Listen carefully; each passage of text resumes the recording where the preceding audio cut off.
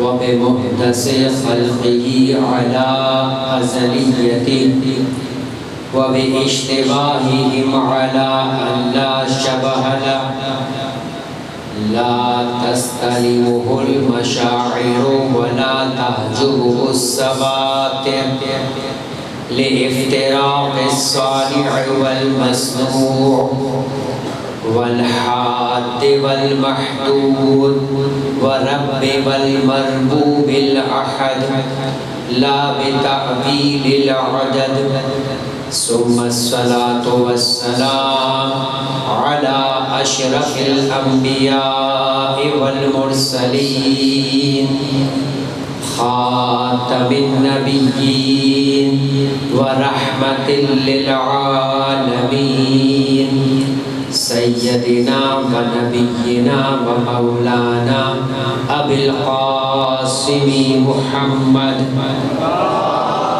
بقية الله في الأرضين اللهم عجل لهم فرجا إنهم يرونه بعيدا ونراه قريبا ولعنة الله على أعدائهم وغاصب حقوقهم أجمعين من الآن إلى قيام يوم الدين أما بعد فقد قال الله تبارك وتعالى في كتابه الكريم وفرقانه الحميد وقوله الحق وأصدق الصادقين بسم الله الرحمن الرحيم قد أفلح المؤمنون الذين هم في صلاتهم خاشعون والذين هم عن اللغو معرضون درود پڑھیں محمد وآلہ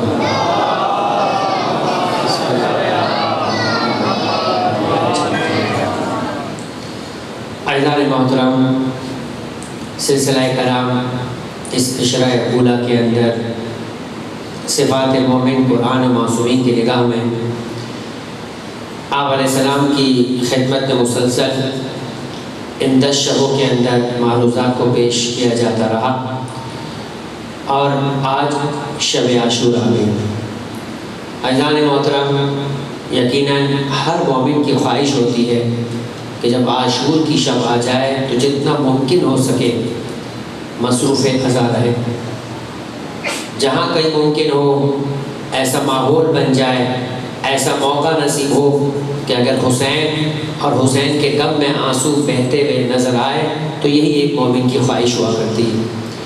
بس گفتگو کو کسی مقام تک پہنچا کر آج اپنے موضوع کو مکمل کرنا ہے، اور یقیناً میری بھی یہ دلی خواہش ہے کہ جتنا ممکن ہو سکے زیادہ سے زیادہ مصائب کا تذکرہ ہو۔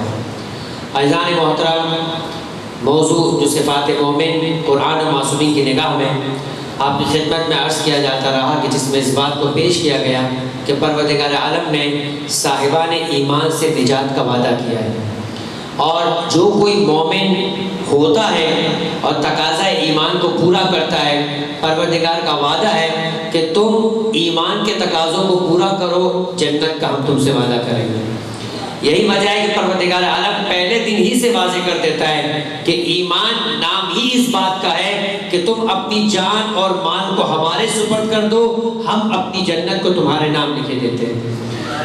لہٰذا آپ کی خدمت میں سورہ مبارکہ مومنون کی اس آیت سے گفتگو کو شروع کیا، سورہ مبارکہ توبہ کے ذریعے سے تقاضا ایمان کو واضح کیا، اور 8ویں امام امام علی ابن موسیٰ رضا علیہ افضل الصلاۃ والسلام درود پڑھیں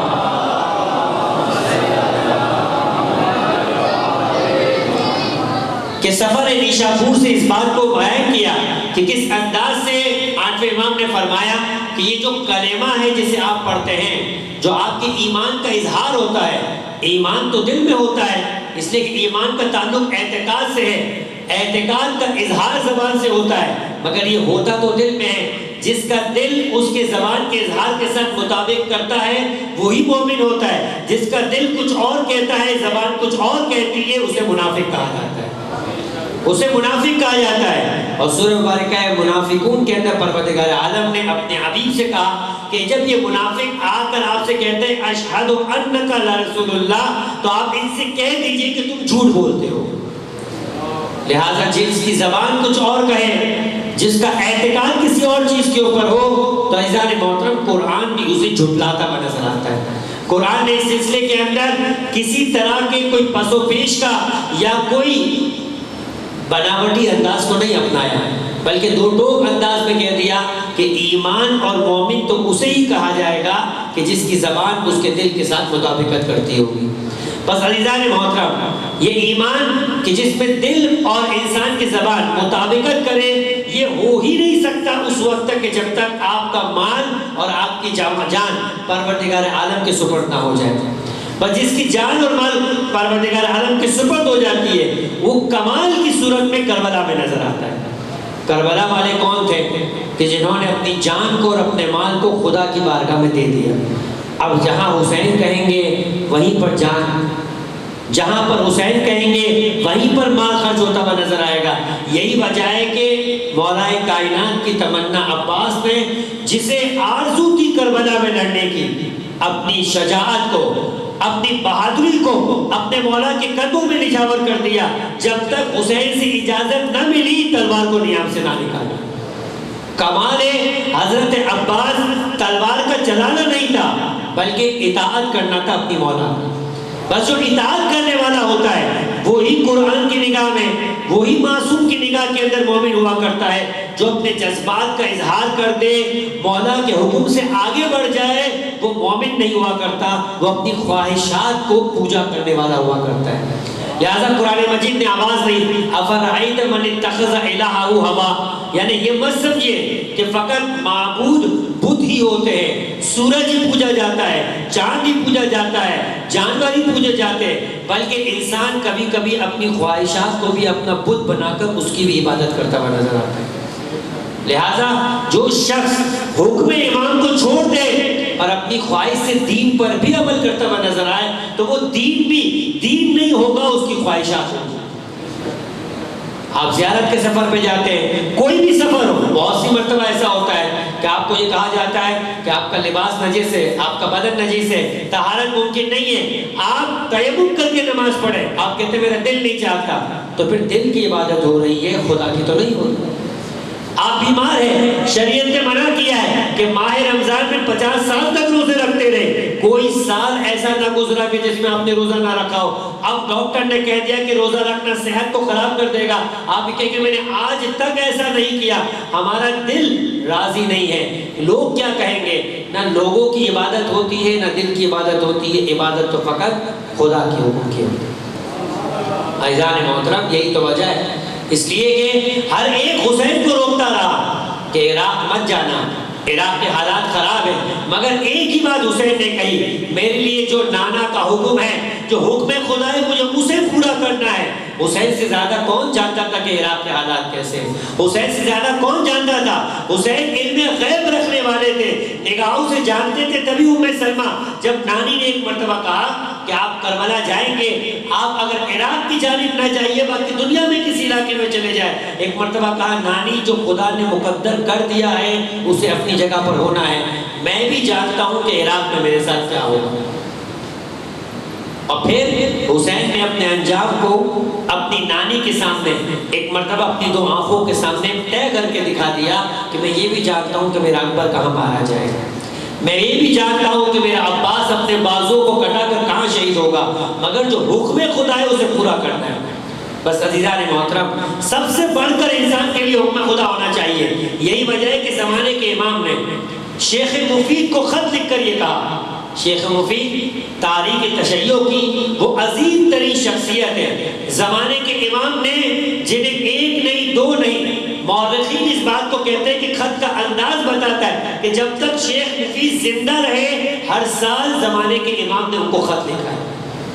اور خط کا عنوان میں آپ کی خدمت میں عرض کروں گا تاکہ آپ کو اندازہ ہو کہ شیخ مفید کتنی عظیم ہستی ہے کہ خواب میں ایک مرتبہ دیکھتے ہیں اس بات کو کہ ایک مقدرہ عصمت ہے، ایک نکاح پوش بیوی ہے، اور جو وہ بیوی جو ایک معظمہ ہے وہ اپنے ساتھ 2 بچوں کو لے کر آتی ہے اور آنے کے بعد یہ کہتی ہے کہ میرے 2 بچوں کو تعلیم دے دو۔ شیخ مفید کو سمجھ میں نہیں آیا کہ اس خواب کی تعبیر کیا ہے۔ اگلے دن جب وہ اپنے مدرسے اور حوضے کے اندر تعلیم دے رہے تھے تو ایک مرتبہ ایک خاتون آئی کہ جو کاظمی سادات سے تھی، جن کے ہاتھ میں 2 بچے تھے۔ کون 2 بچے؟ جو بعد میں جا کے سید رضی اور سید مرتضیٰ بنے۔ سید مرتضیٰ جنہیں مولا کائنات نے علم الہدیٰ کا لقب دیا، ہدایت کا پرچم۔ سید رضی جنہوں نے نہج البلاغہ کو تعلیم کیا۔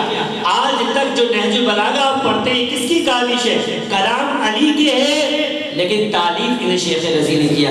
سید رضی اتنے فصیح و بلیغ تھے کہ لوگوں نے الزام لگایا کہ یہ مولا کائنات کا کلام نہیں، سید رضی کا کلام ہے۔ مگر کلام علی علی کا کلام ہوا کرتا ہے، چاہے انسان کتنا ہی باکمال کیوں نہ ہو جائے، کلام امام سے اس کا کلام نیچے ہی ہوا کرتا ہے۔ لہٰذا ہم کہتے ہوئے نظر آتے ہیں کہ کلام الامام امام الکلام ہوا کرتا ہے، یعنی امام کا کلام جس طرح امام لوگوں کے درمیان امام ہوتا ہے، ان کا کلام بھی لوگوں کے کلاموں میں امام ہوا کرتا ہے۔ بس عزیزان محترم، شیخ مفید کو زمانے کے امام نے اپنا بھائی قرار دیا، اخی کہہ کر زمانے کے امام جسے مخاطب کرے وہ شیخ مفید ہے۔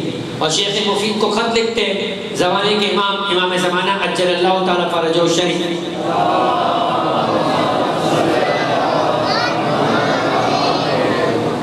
اور مخاطب کرتے خط کا ابتدا سے اندازہ ہوگا، فرماتے سلیم الطب بھائی اور ہدایت یافتہ موالی شیخ مفید ابو عبداللہ محمد ابن نعمان، اللہ آپ کے اعزاز کو دوام عطا فرمائے، اور ایسی ہستی کی طرف سے جس کی ولایت کا عہد تمام لوگوں سے لیا جا چکا ہے۔ بسم اللہ الرحمن الرحیم۔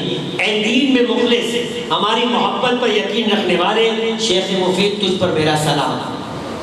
فرمایا آپ کی طرف خط لکھتے ہوئے ہم اس اللہ کی حمد کرتے ہیں جس کے سوا کوئی معبود نہیں، اس اللہ سے اپنے مولا آقا اور محمد اور ان کی آل طاہرین کے لیے رحمت کی درخواست کرتے ہیں۔ اس عالم دین سے فرماتے زمانے کے امام کہ اللہ آپ کی نصرت حق کے سلسلے میں توفیقات کو برقرار رکھے۔ اللہ ہمارے متعلق آپ کے کلام صداقت بیان کے اجر میں اضافہ فرمائے۔ ہم آپ کو بتانا چاہتے ہیں کہ ہمیں آپ کو خط لکھنے کی جو اجازت ملی ہے، جو کچھ آپ اپنی طرف سے اپنے موالیوں کو پہنچا رہے ہیں، آپ کی عاقبت کے لیے کافی ہے۔ اللہ ہمارے موالیوں کو اپنی اطاعت کی عزت سے نوازے اور ہمارے موالیوں کو اپنی نگاہ میں تحفظ میں رکھے۔ زمانے کے امام دعا کر رہے ہیں اپنے چاہنے والوں کی حفاظت کی، اور پھر فرمایا امام نے کہ تمہارے معاملات ہم سے بغیرہ نہیں، آپ کے حالات میں سے کوئی بات ہم سے پوشیدہ نہیں، ہم آپ کی ذلت آمیز تکلیفوں سے واقف ہیں جو ہمارے شیعوں کو دی جا رہی ہے، اور یہ سلسلہ جاری رہے گا جب تک کہ ہمارا ظہور نہ ہو جائے۔ پھر امام فرماتے ہیں کہ عنقریب دیکھو فطرے کا دور آئے گا، مگر ہماری اطاعت کو ہمیشہ مقدم رکھنا۔ فرمایا اس مدت میں وہ لوگ دنیا سے چلے جائیں گے جن کی مدت قریب آ چکی ہے، جن کی زندگی باقی ہے وہ بچ جائیں گے۔ فرمایا آپ کو ہمارے امر و نہی کا منتظر ہونا چاہیے، اور فرمایا امام نے کہ دیکھو جو لوگ ہماری خواہش پر ہماری باتوں پر عمل کرتے ہیں وہی لوگ نجات یافتہ ہوں گے۔ فرمایا آپ لوگوں میں سے ہر ایک کو صرف وہی عمل کرنا چاہیے جو آپ کو ہماری محبت سے قریب کر دے، ہر اس عمل سے بچنا چاہیے جو ہماری ناراضگی کا سبب بن جائے۔ ہمارے ظہور کا معاملہ اسی طرح اچانک ہوگا کہ اس وقت کسی کو اس کی توبہ فائدہ نہیں دے گی، نہ ہی ہماری سزا سے کسی قسم کی ندامت اسے بچا سکے گی۔ امام نے 2 ٹوک انداز میں کہا کہ دیکھو ہر وہ عمل کرو جو ہم سے محبت کو قریب کرے، ہر اس عمل سے اپنے آپ کو دور رکھو جو ہماری ناراضگی کا سبب بنے۔ اگر آپ کو میری گفتگو کا وہ حصہ یاد ہو، جب وہ خاتون آئی تھی اپنے شوہر کے کہنے کے اوپر، شہزادی کونین حضرت فاطمہ الزہرا سلام اللہ علیہا، درود پڑھے محمد والے،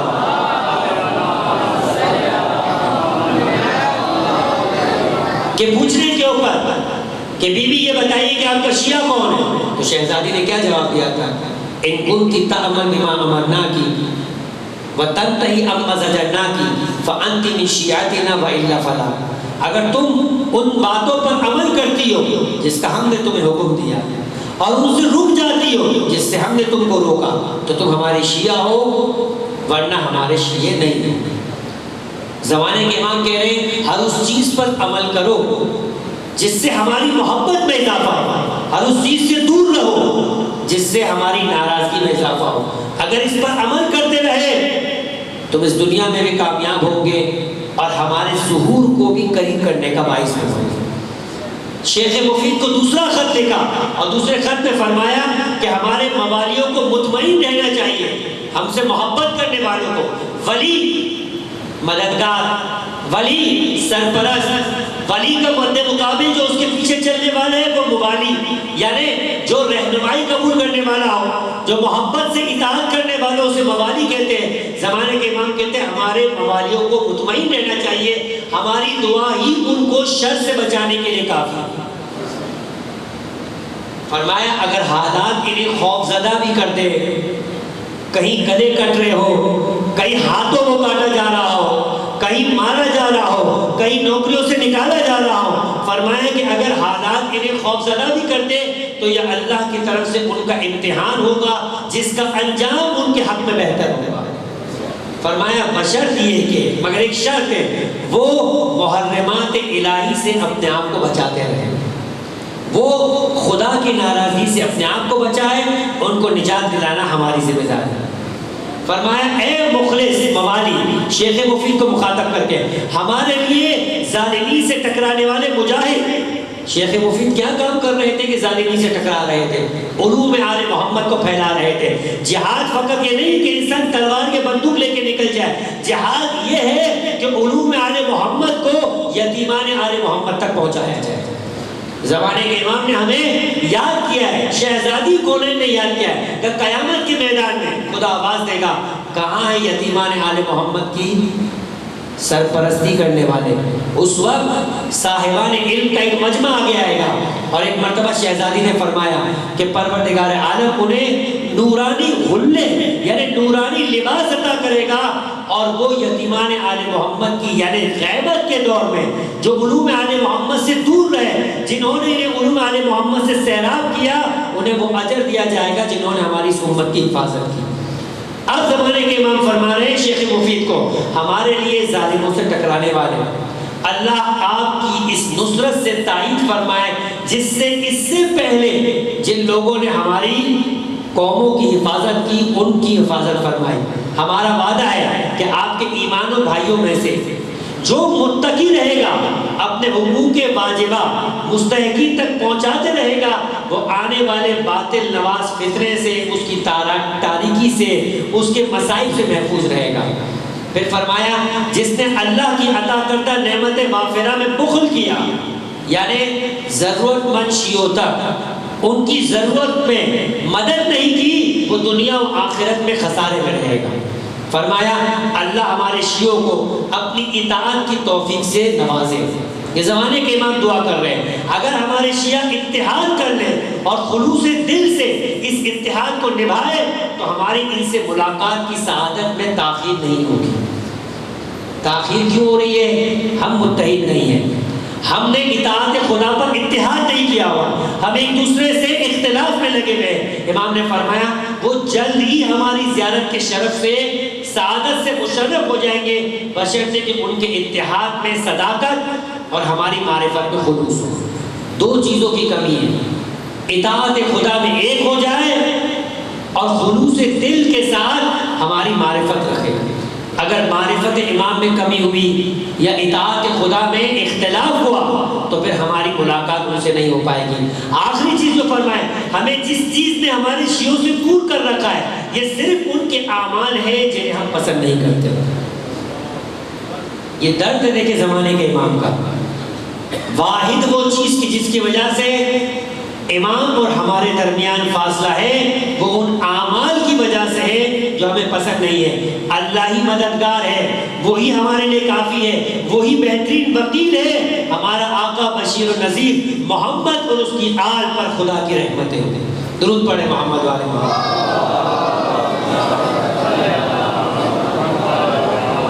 عزیزان محترم، یہ تھا زمانے کے امام کی طرف سے خط۔ اس سے بہتر انداز نہیں تھا کہ میں اپنے گفتگو کو سمیٹتا اور اس بات کو بتاتا کہ کیسا مومن پروردگار عالم کی بارگاہ میں زمانے کے امام کو مطلوب ہے۔ مومن وہ وہ جو خدا پر اپنا اعتقاد رکھتا ہو، مومن وہ جو رسول کو اپنا نبی کو اپنا نبی مانتا ہو، مومن وہ جو امام کو مفترض الطاعہ سمجھتا ہو۔ زیارت کے باب میں بھی یہی امام نے کہا کہ وہ ظاہر خدا کی بارگاہ کے اندر سرفراز ہوگا، وہی ظاہر ہماری بارگاہ سے، خدا کی بارگاہ سے ہماری زیارت کا اجر پائے گا جو امام کو مفترض الطاعہ سمجھتا ہوگا۔ مفترض الطاعہ کا مطلب یہ کہ جس کی اطاعت کی جائے، جس کے پیچھے چلا جائے، جو پیچھے چلنے والا ہوگا، جہاں امام قدم رکھیں گے وہاں اس کا قدم ہوگا۔ تو اگر وہ نہیں بھی ہوگا تو ہم دعائے عہد تو پڑھتے ہیں۔ دعائے عہد کون سی دعا ہے؟ کہا جو چاہتا ہے کہ اپنے زمانے کے امام کی فوج میں شامل ہو جائے، مر جائے، قبر میں چلا جائے، دعا عہد میں جملے ہیں کہ اگر میں زمانہ کھو دوں اور میں آپ کے آنے سے پہلے مر جاؤں تو میرے قبر میں جانے کے بعد مولا جب آپ ظہور کرے تو میرے شانے کو ہلا دیجیے گا اور مجھے اپنی مدد کے لیے پکاریے گا۔ فرمایا ہم اپنی زیارت وارثہ کے اندر بھی کہتے ہیں وَإِيَابِكُمْ مُقِّن، ہم آپ کے آنے کو، آپ کے پلٹ آنے پر، کس کے پلٹ آنے پر؟ امام حسین کے پلٹ آنے پر یقین رکھتے ہیں۔ یعنی رجعت ہوگی، یہ عقائد تشیع میں سے ہے کہ جیسے زمانے کے امام ظہور کریں گے ویسے ہی ائمہ علیہ السلام کا دور بھی واپس آئے گا، پھر کربلا برپا ہوگی، پھر ہر وہ جو فَيَا لَيْتَنِي كُنتُ مَعَكُمْ کہتا ہے وہ امام حسین کا ساتھ دینے کے لیے اسے کربلا میں بلایا جائے گا، پھر یزید زندہ ہوگا۔ اس وقت قیامت تک جتنے افراد حسین سے محبت کرنے والے سچے ہوں گے انہیں زندہ کیا جائے گا، وہ حسین کے انصار ہوں گے۔ اور پھر ایک مرتبہ پہلے جیسے باطنی طور پہ حسین کو فتح ہوئی تھی، اب ظاہری طور پہ بھی حسین کو فتح نصیب، مگر یہ موقع کسے ملے گا؟ یہ دعا کس کی قبول ہوگی؟ جو اطاعت امام میں واقعاً سچا تھا۔ ایسا ہو کہ جیسے امام نے حبیب کو خط لکھ کر بلایا تھا وہی انداز ہوگا۔ اس دور میں جتنے ایسے حبیب ہوں گے جو دنیا سے جا چکے ہوں گے انہیں قبروں سے اٹھایا جائے گا اور اٹھانے کے بعد ناصران امام میں شمار کیا جائے گا۔ عزیزان محترم، جو ناصران امام ہوا کرتے ہیں، جو سچے حسین کے ساتھی ہوا کرتے ہیں، جیسے کربلا کے وقت میں تھے، شب عاشور شہزادی زینب یہ کہتی ہے، معالی سبتین کی روایت یہ ہے کہ میرا دل گھبرانے لگا، مجھے کل کے دن کی خبر اور فکر ہونے لگی کہ کیا ہوگا میرے بھائی کا۔ 30,000 کے اعداء کے اندر گھرا ہوا میرا بھائی، کل میدان کربلا کے اندر اگر کسی نے ساتھ چھوڑ دیا میرے حسین کا تو کیا ہوگا؟ کہا کہ میں ایک مرتبہ اپنے خیمے سے نکل کر اپنے بھائی حسین کے خیمے کی طرف گئی، میں نے دیکھا کہ میرا بھائی تنہا تلاوت قرآن میں مصروف ہے، کوئی نہیں ہے جو حسین کے خیمے کے باہر حسین کا محافظ اور پہرا دے رہا ہو۔ میں نے ایک مرتبہ سوچا کہ جاؤں جا کر عباس کے خیمے کی جانب نگاہ کروں کہ بھیا عباس کیوں نہیں خیمہ حسین کے باہر بیٹھے۔ کہ جب میں عباس کے خیمے کی جانب گئی تو میں نے دیکھا کہ حسین بنی ہاشم کے حلقے میں ہے اور یہ کہہ رہے کہ کل تمہارا کیا ارادہ ہے۔ ہر ایک چھوٹے بڑے جوان نے عباس سے کہا جو آپ کا قول ہوگا وہی ہمارا قول ہوگا۔ کہا بس یاد رکھو ایسا نہ ہو کہ حسین کا کوئی ساتھی ہم سے پہلے حسین پر اپنی جان کو قربان کر دے اور دنیا یہ کہتے ہوئے نظر آئے حسین نے اپنوں کو بچایا اور ایک مرتبہ ساتھیوں نے قربانی دے دی۔ بس اتنا سننا تھا کہ شہزادی کے دل کو دھارس ہوئی، امید بندی اب جو ایک مرتبہ جانا چاہتی تھی راستے کے اندر ناصران امام کا خیمہ تھا، حبیب کی باتیں بھی کانوں سے ٹکرائی۔ جب سنا شہزادی نے کہ حبیب بھی حلقہ اصحاب میں موجود ہے اور یہ پوچھتے تھے اے زہیر ابن خیر، اے بریر احمد علی، کیا ارادہ ہے؟ کہ حبیب جو تمہاری بات ہوگی وہ ہماری بات ہوگی۔ کہا بس یاد رکھو ایسا نہ ہو کہ حسین کا کوئی بیٹا، حسین کا کوئی بھتیجا، حسین کا کوئی بھائی ہم سے پہلے حسین پہ قربان ہو جائے، پہلے ہم قربانی دیں گے۔ بس شہزادی کا دل بھر آیا، ایک مرتبہ بھیا کے خیمے میں گئی، کہا کہ بھیا مجھ زینب کا دل مطمئن ہو گیا، کہا مزید اطمینان چاہتی ہو تم اپنے خیمے میں رہو۔ ایک مرتبہ آواز دی یا عباس یا حبیب ابن مزاحم، دوڑتے ہوئے حسین کے ساتھی حسین کے گرد جمع ہو گئے۔ ایک مرتبہ حسین نے کہا یہ فرزند رسول تم سے وعدہ کرتا ہے کل قیامت کے دن تمہارے اجر میں کوئی کمی نہ آئے گی، میں اپنے نانا سے تمہاری بخشش بھی کرواؤں گا، جنت جنت میں تمہیں تمہارا مقام بھی دوں گا، مگر یہ میرے خون کے پیاسے ہیں، رات کی تاریکی میں جسے جان آئے چلے جائے، کوئی نہ اٹھا۔ ایک مرتبہ کا اچھا تم شرمندہ ہو کہ تنہا جاؤ گے تو عرب والے کیا کہیں گے، ایک کام کرو کہ ایک ایک میرے قبیلے سے، میرے خاندان کے فرد کا ہاتھ پکڑتے ہوئے چلے جاؤ، اور جب کوئی پوچھے تو کہہ دینا ارے میں حسین کے کہنے پر حسین کے خاندان کے افراد کو چھوڑنے کے لیے آیا ہوں، مگر کوئی نہ اٹھا۔ کہا اچھا ایسا ہے کہ حیا آتی ہے مجھے دیکھ کر، بیٹا اکبر چراغ کو گل کر دو۔ ارے یہ دنیا کی واحد فوج تھی جہاں چراغ گل ہو گئے، اور ایک مرتبہ جب چراغ روشن کیا گیا کوئی ایک نہ تھا جو اپنی جگہ سے جا چکا ہو۔ ہاں مگر زہیر کھڑے ہو کر کہنے لگے مولا یہ تو ایک جان ہے، اگر خدا 1000 جانیں دیتا ہر جان آپ کے قدموں پہ قربان کر دیتے، مگر آپ کو چھوڑ کے نہیں جائیں گے۔ بچپن کے دوست حبیب نے کہا، بچپنے کے دوست کا انداز تھا کہ حسین تم نے بہت صحیح کیا کہ اپنے آپ کو ہم سے جدا کرنا چاہ، مگر اتنا بتاؤ کہ قیامت کے میدان میں اگر شہزادی فاطمہ نے کہا میرے بیٹے حسین کو چھوڑ کر کہاں چلے گئے تھے، ہم کیا جواب دیں گے؟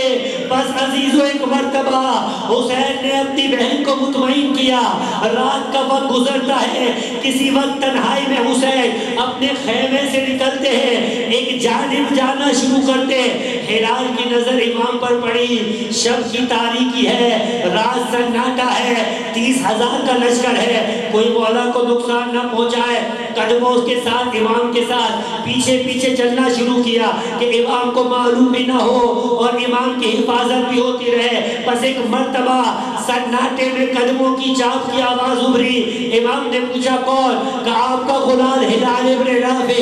امام نے کہا پیچھا کیوں کر رہے ہو؟ کہا دل مولا نہیں مانتا کوئی نقصان نہ پہنچا دے۔ کہا اچھا بلال نزدیک آ جاؤ۔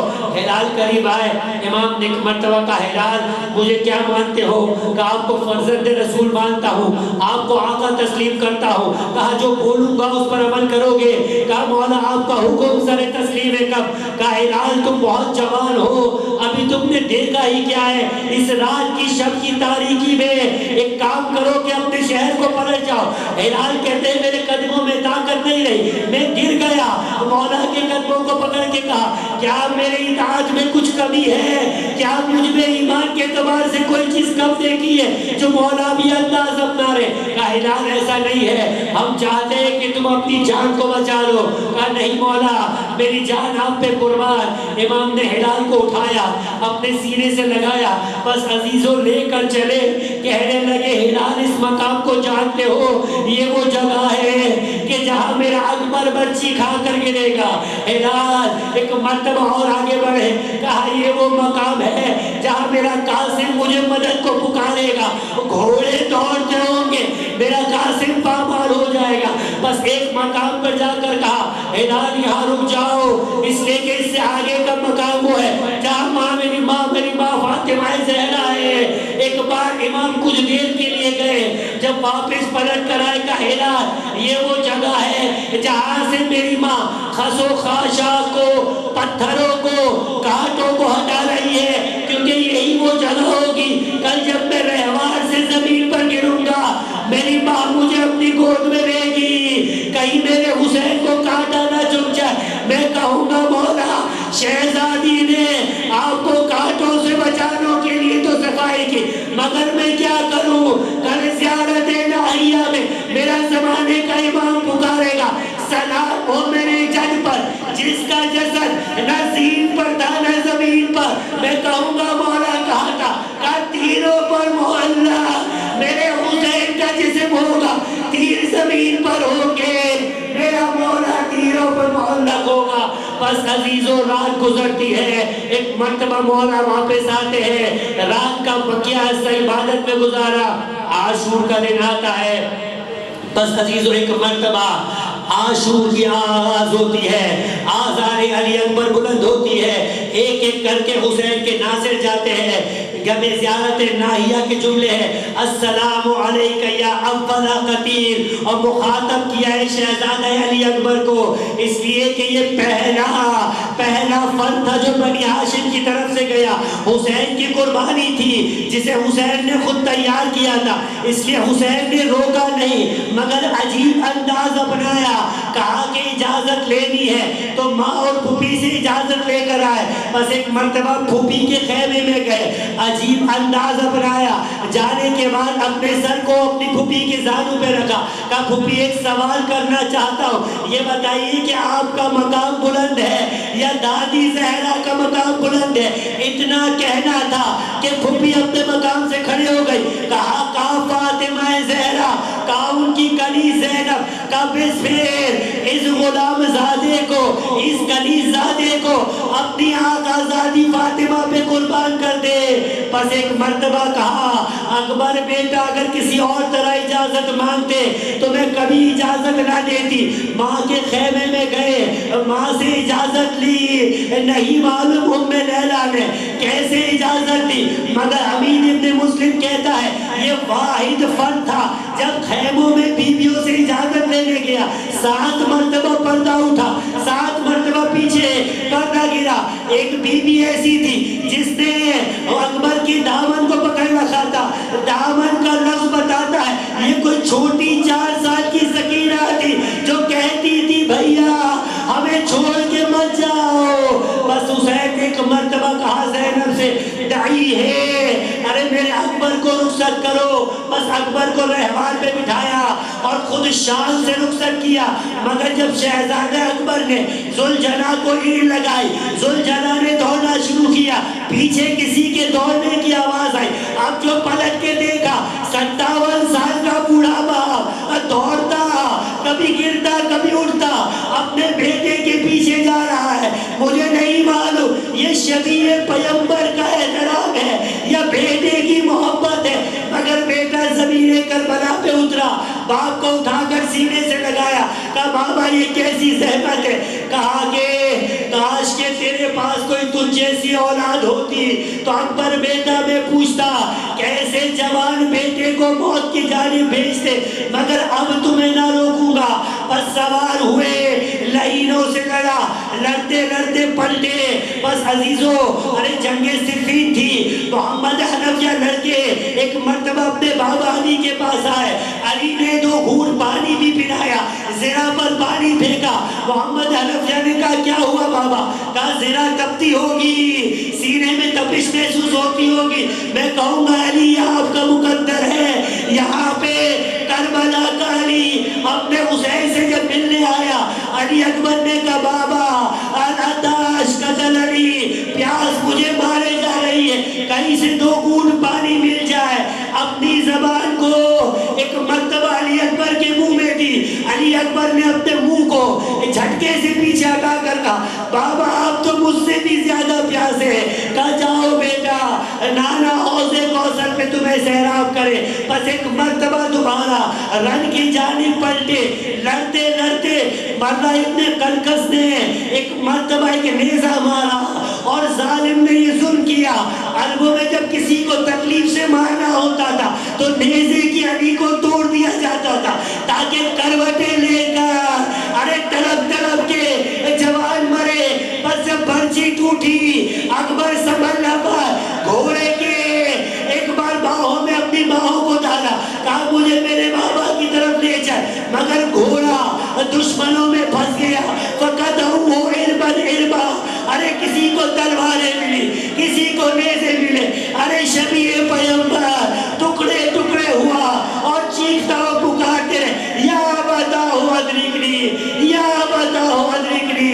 حسین اپنے مقام سے کھڑے ہوئے اور چاہتے تھے کہ اپنے آپ کو لاشیں تک پہنچائے، مگر دنیا اندھیری ہو گئی، حسین پہچان نہیں پا رہے تھے، بس کسی طریقے سے لاشیں پر پہنچے، ابھی جان باقی تھی۔ زمین کربلا میں اپنے اکبر کو خون میں لثپت دیکھا، مقتل کے جملے اپنے گال کو اپنے بیٹے کے گال پہ رکھا، الگ دنیا بعدک الوفا، بیٹا تیرے بعد تیرے باپ کے لیے دنیا اندھیری ہے، اب جینے کا کوئی مزہ